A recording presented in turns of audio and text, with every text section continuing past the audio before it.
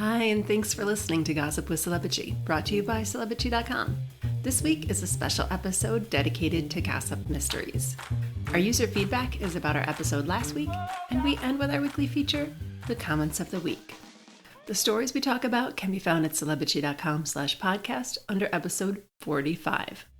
Hi, I'm Katie, the founder and editor of Celebrity.com, and I write as Celebrity. And I'm Chandra, I'm the head writer for Celebrity, and I write as Kaiser. I haven't seen anybody as friends in like over 3 weeks in person. I'm super bored. Well, I've been going out in public to walk, and so I talk to neighbors from a distance, and that's okay. Yeah. I've actually been talking to my neighbors like never before. Oh, that's nice.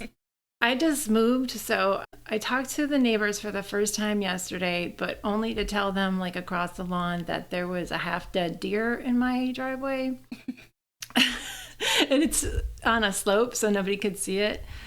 And I called the animal control, and a sheriff came out this morning, and he was a really nice man. And he had to shoot it because it was kind of laying there. And then we dragged it to the top of the driveway, and that was my morning. I have a question about how he shot it. Okay. Did he have a pistol or an automatic? He had a pistol because it was really, like, you couldn't really hear it. He told us we might want to go inside. He actually talked to the deer, and he felt really bad. He told me, he's like, I don't even hunt. I don't want to have to kill it, but I want to put it out of its misery. And he had to move it because it was kind of close to the driveway, and he didn't want the bullet to ricochet. Oh, so he had to move the deer before he shot it. Oh, that's horrible. Yeah, and the deer was like, and it tried to kick and stuff. But he moved it over to the side, and then we went inside, and he shot it. And we waited, and then put it up to the top of the driveway. The urban people who listen to this podcast, they are not going to understand this, but like, we both live in kind of like suburban areas, but it's still the friggin' country, and there are deer all over the place, and yeah, people hit them with their cars, and everybody's got guns, and yeah, I've counted like 6 in my backyard.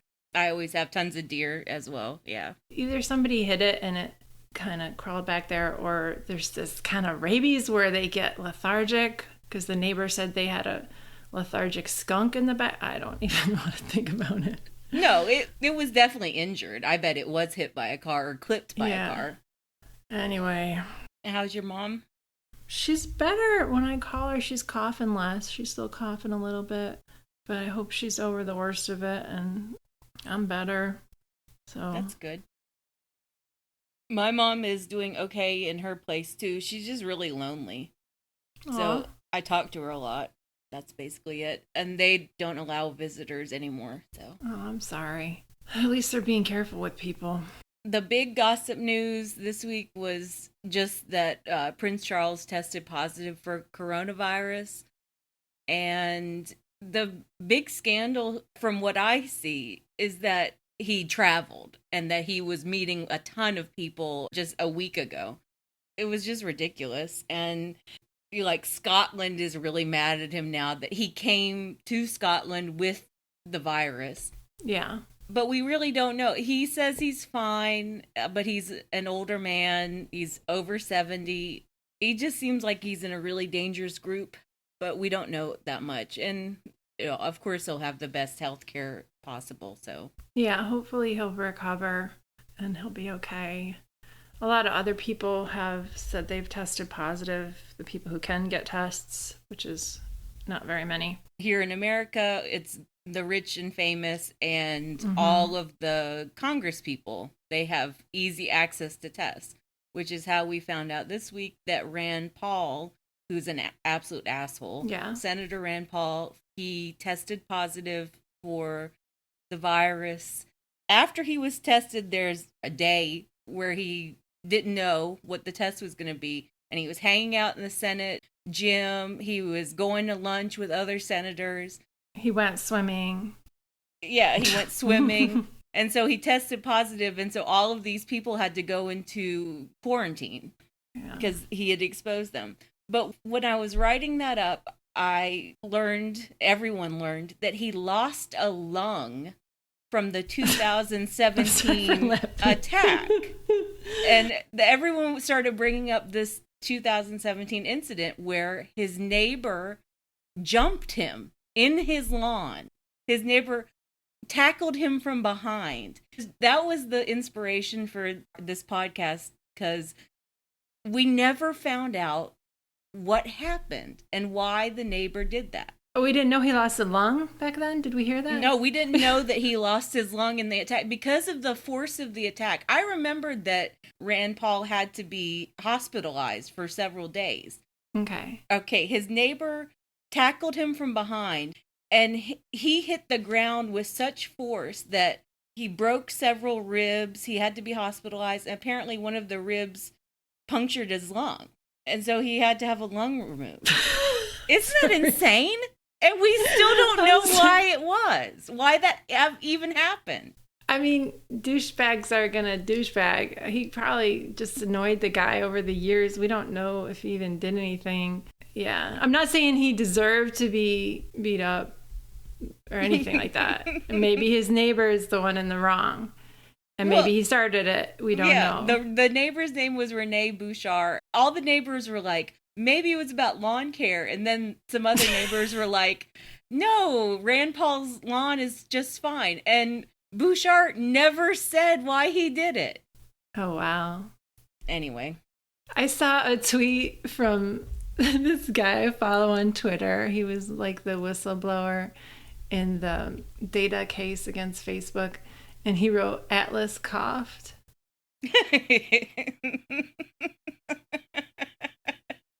That's funny. That is very funny. Yeah. But so that was the inspiration for this week's podcast, was gossip mysteries that we've never been able to solve. We don't really know the answer to. So Why did the neighbor attack Rand Paul? We still don't know. All right, so we made a list of various gossip mysteries that still haunt us. I would love to know the answers to any and all of these questions. Okay. And so another big gossip mystery is, did Jennifer Aniston and Justin Theroux really have a legal marriage? No. I mean, that's clear that they didn't. Because if they did, then TMZ would have found the divorce. Nobody found the marriage papers. Nobody found the divorce papers. And nobody made a big deal out of not finding those either. They just didn't mention it. So they married in the summer of 2015, right? Yeah. So they announced their split. And it was all very vague language around the split. Okay. So they announced their split in February 2018. And I remember the lead up to it because for months, Justin had been living in New York.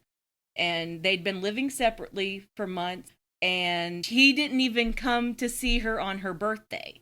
And just like a week after that, they announced they were splitting up.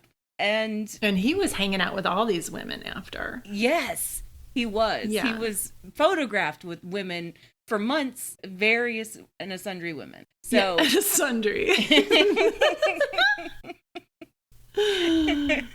And at no point did anyone file for separation. At no point did anyone file for divorce. Oh, that's a good point. Yeah. Yeah, there was never any sort of TMZ or People magazine information about a financial settlement, an out of court, whatever. Yeah.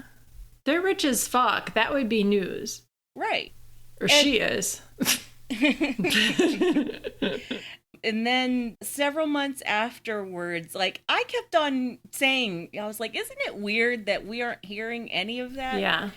And then the language around it just kept being very odd. They would never say that Justin and Jen got divorced. Never. And they always said, oh, they just split. It was just a breakup. And everyone was like, well, so what? They weren't legally married. They were calling each other husband and wife. When they got married, fake married, they made a big deal about how it was this big wedding in the backyard and it was a real wedding and they were calling each other husband and wife. It's like, I'm not on crack. They really told people they were married. They were never married. They were never married. And they just expected people to buy that. But, how you get them is how you lose them. And he left Heidi Bivens for her. He had been living with Heidi Bivens for 14 years in New York City. He worked with Jennifer Aniston on some dumb hippie retreat movie. Then, boom, he left Heidi Bivens very abruptly. Didn't her mom talk about it? Yeah, Heidi was very cryptic and classy about it, but yeah, her mom said some shit to like Star Magazine and I think one other publication.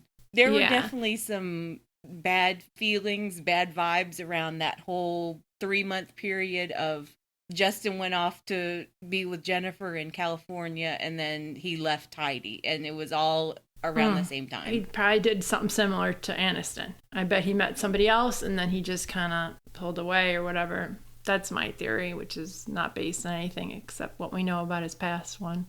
As the time goes by, I really do wonder about the financial and business arrangement between Jennifer and Justin. Ooh. I think that they cared about each other. I think they were dating. But I also think there was a really big financial and business arrangement between them.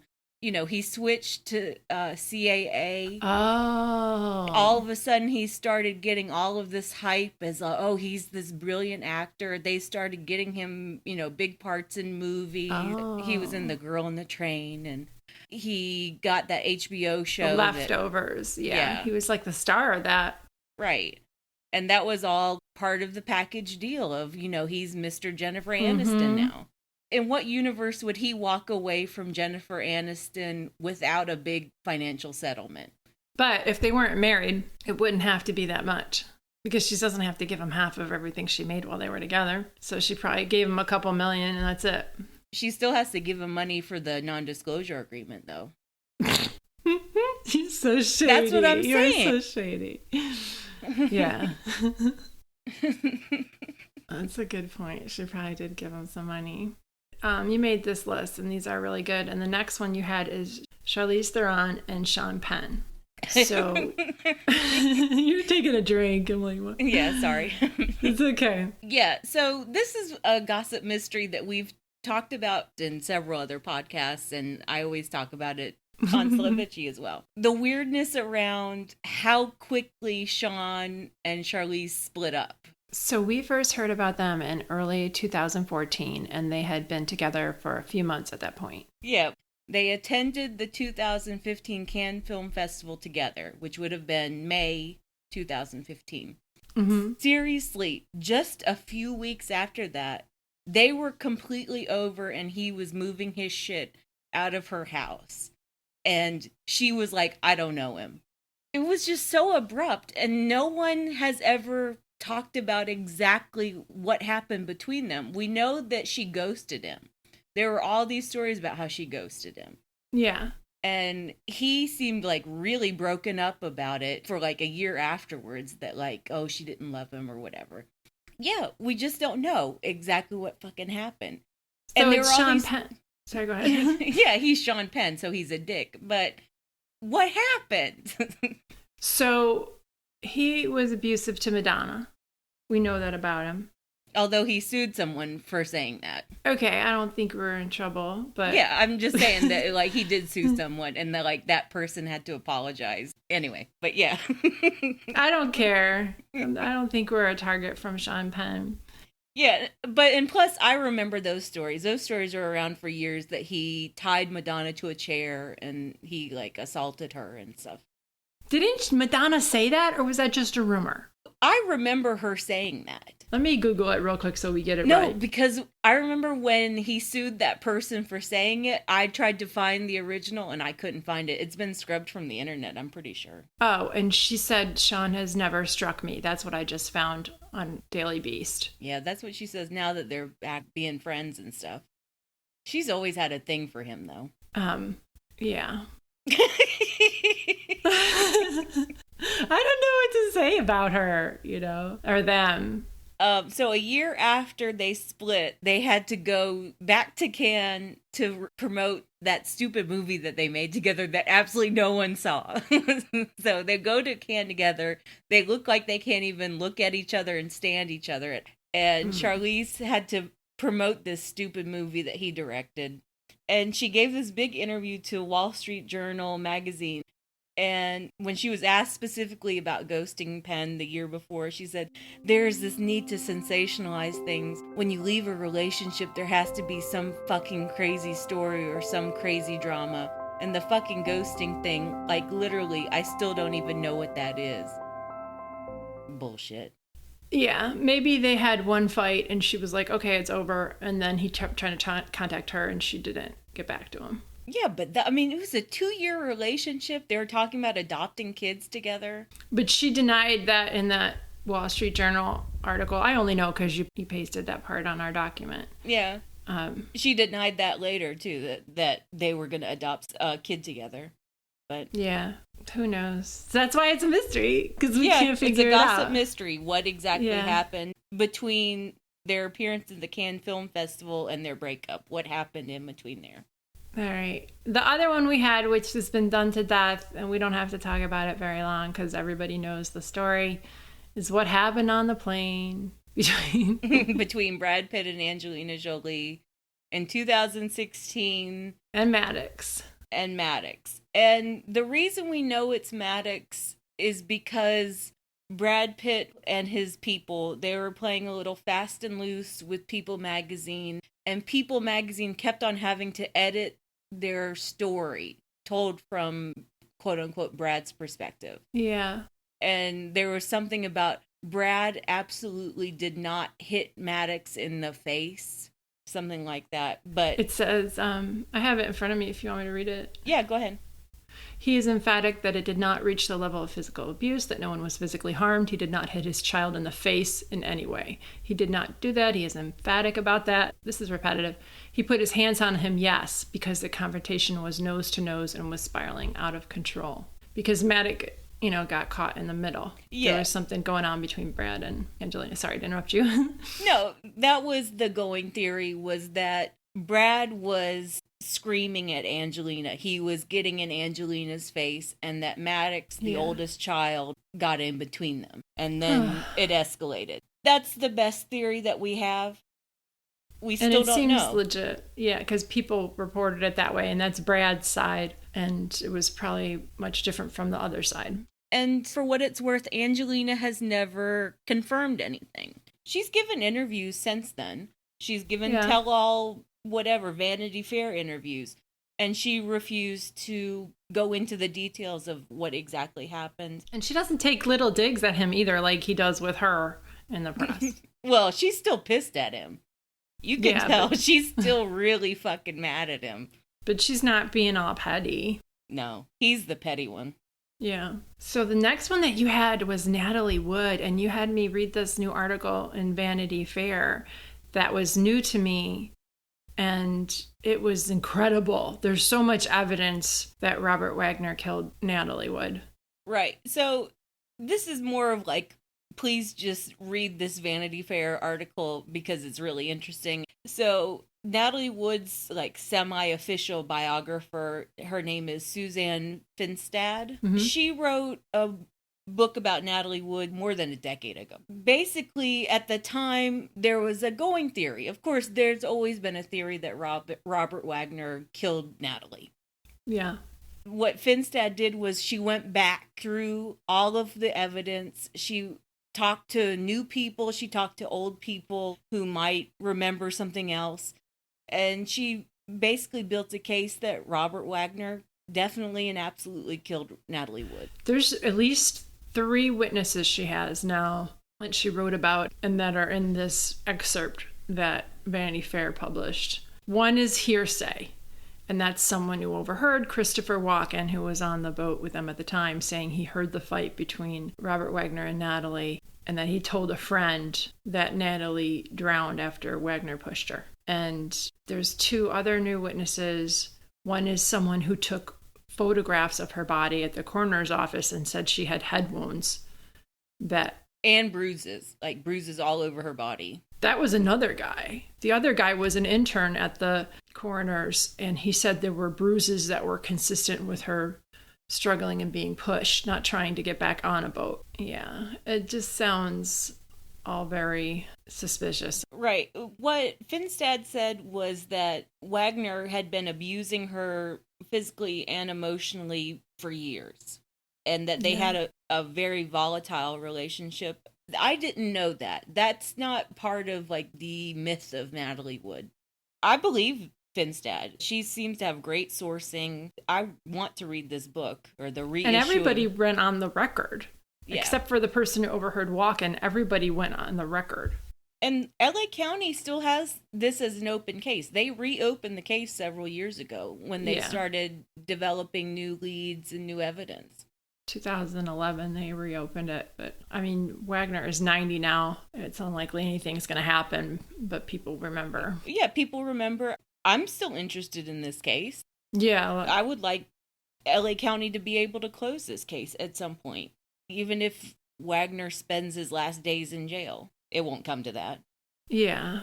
I'm sorry, the cat is screaming again. That's okay. One. So the last gossip mystery we have, which we have a lot of different stories we've covered around this, was Madonna, Tracy Anderson, who was that scamming trainer, and Gwyneth Paltrow fell out. Now, Tracy and Gwyneth are still thick as thieves, and that's somewhat literal. And Madonna is no longer friends with Gwyneth, and she dumped Tracy as her trainer after kind of making Tracy famous and introducing Tracy to Gwyneth. Yeah, and this is all like very cold tea from a decade ago. But so good. I wrote a Madonna story the same day I wrote the Rand Paul story. And I was like, whatever happened between Madonna and Gwyneth? Because that's another mystery. We never really found out exactly when and how they fell out, only that they are not friends at all. And they haven't been for more than a decade. They never even talk about each other. They never see each other. And they were really close at one point. So they've been on the outs that we know about for at least 10 years, since April 2010. So the timeline, and I'll include links in this post, which is episode 45, is like in January of 2009, Gwyneth helped Tracy launch her gyms, which would become, you know, a series of gyms in New York and LA, which are vastly overpriced. She has a bad reputation for gouging people. But she also had a gym in Indiana before she left to go work for celebrities and get money off celebrities, where she just left all her clients in the lurch. And there were so many people on the internet complaining about this 10 years ago.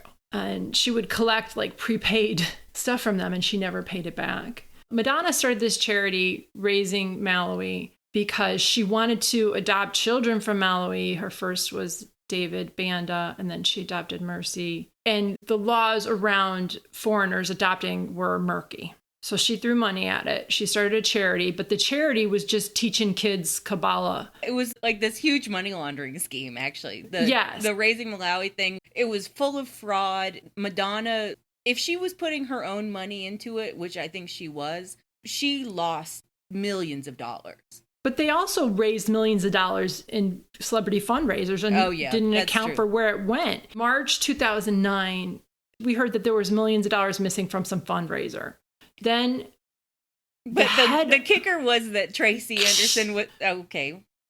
You can tell it. She ran off with the head of the charity. Yeah. In September, it was reported that Tracy Anderson had moved in with the head of the charity, Philip Van den Bosch or something. He resigned and moved in with Tracy Anderson. And Madonna officially dropped her as her trainer a month later. Mm-hmm. And Tracy got sued for $1 million around that time by another guy who said she basically scammed him and used her feminine wiles to get money out of him to invest in her business. The thing is that I think a lot of different things were happening all at once in that 2009 period. I think Madonna broke up with Tracy because Tracy was trying to get in good with Gwyneth. I think Tracy was trying to hitch her star to Gwyneth more than Madonna, and that irritated Madonna. You know what I mean? Like an alpha dog sort of thing. Yeah. She was like, oh, well, if you like Gwyneth more than me, then I don't even want to be friends with you anymore. But she also was sleeping with the guy running Madonna's charity, and that had to get under Madonna's skin, too.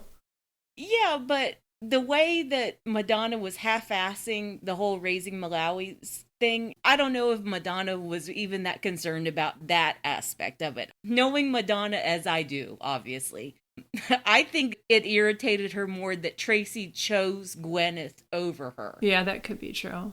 One of the women I talked to last night is a Madonna super fan, and she said that Madonna has like really long-term relationships with people, like her manager Guy Osiris she's been with forever, and she usually doesn't ditch any of her business people. So this was notable. Could be. Another theory is that Madonna kind of halfway knew that Tracy was a sketchy individual, and Gwyneth, who lives in her own ass, she just sort of thought, oh, I'm just going to invest in Tracy and I'm going to totally legitimize her. And Madonna was like, good luck with that, Well, Gwyneth is a kindred spirit. Like Yeah, kindred snake oil snails. Yeah, exactly. She likes other people who scam people out of their money because that's her business model. And Tracy was sort of the start of that. Like, that was Gwyneth developing Goop and finding a way to monetize this whole fake science, bad wellness. Science. Yeah, wellness rich, bullshit. bored women. Yeah. Yeah, and Tracy is like, oh, that's my target audience too. Okay. So, I mean, it's no loss to Madonna. Although I gotta say, she started those hard candy gyms and they closed. Yeah. Those are a big scam too. They were. I used to go to one in Berlin and it closed pretty abruptly and people were losing their money on those too. So I wonder if that was a scam or if it was just Madonna being bored. Like she just sort of outgrew that persona of hard candy. And then she was like, oh, all right, I'm on to a new persona. I covered that. I think she had bad business investors and she didn't pay attention to it. And she didn't manage it. Like she just handed it off to other people. Yeah, it could be. She just lended her name to it and didn't follow through. Yeah, and once she found out I was losing money, she ditched it. Yeah.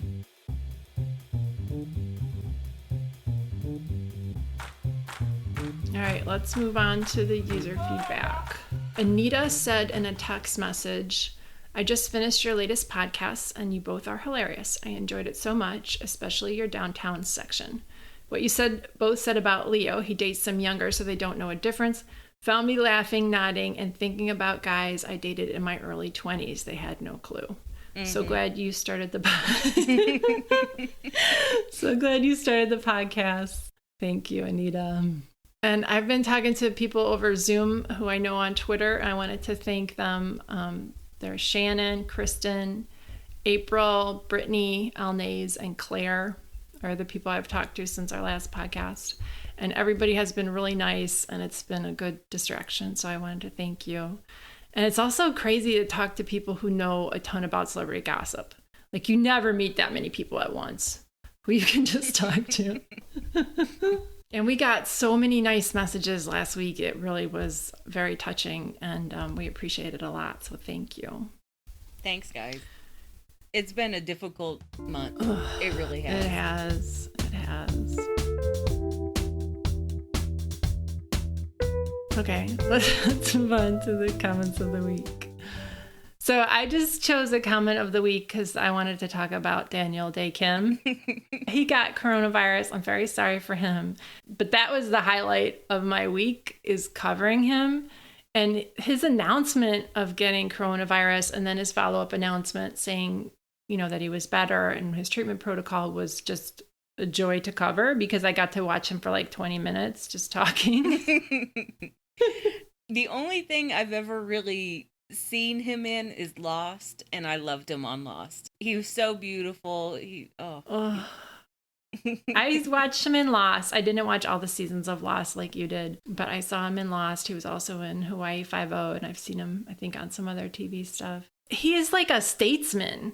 He is such a good speaker and so heartfelt and genuine, and just watching him, it kind of like made me melt a little bit. And he's so handsome. Oh. Yeah, he's got an absolutely gorgeous face, and he's got a body. He's 51. He looks amazing.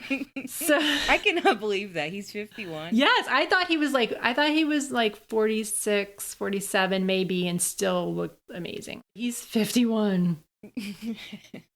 So Baddie B said, "Oh my God, why is he so fine?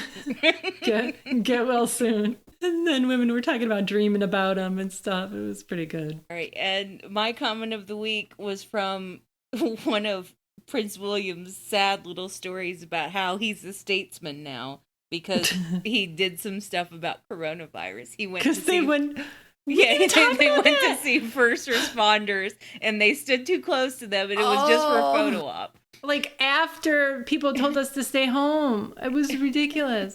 Sorry, go ahead. Yeah, so basically he was getting all these royal reporters to say, oh, he's a statesman now. My comment of the week was from S808, and she said, this stepping into a statesman's role is William's version of Kate's yearly discovery of her voice. And it's so true. I mean, it happens several times a year that Kate has to find her voice. Because she lost it when she was practicing that fake posh accent. Because she was a mermaid. Yeah, mermaid. She traded it to the sea witch.